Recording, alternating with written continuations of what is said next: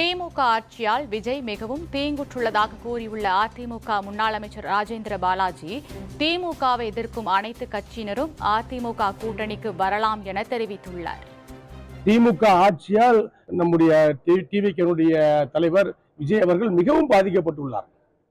அவருடைய பாதிப்பு என்பது அவருடைய குடும்பத்தவே இழுத்து தெருவில் விட்டாங்க. அவருடைய மனைவியை வச்சே இவர் மீது வழக்கு தாக்கல் பண்ண செஞ்சு அதை ஒரு விசாரணை மாதிரி கொண்டு வந்து அதை ஒரு பெரிய செய்தியாக்கி மீடியாக்கள் விவாதமாக்கி அவரை ஒரு கேலி பொருளை ஆக்குகின்ற பணியை செய்கிறார்கள். அதை அதிமுக ஏற்றுக்கொள்ளவில்லை. இது போன்ற இழிவான அரசியலை பண்ணக்கூடாது. குடும்பத்தில் உள்ள பிரச்சனைகள் 1000 இருக்கும்.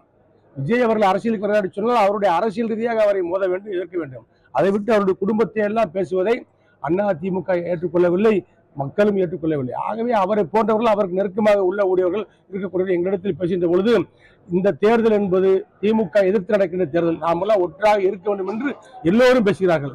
ஆகவே நீங்கள் நினைப்பது போல் ஆச்சரியங்கள் நடக்கக்கூடிய வாய்ப்புகள் உண்டு.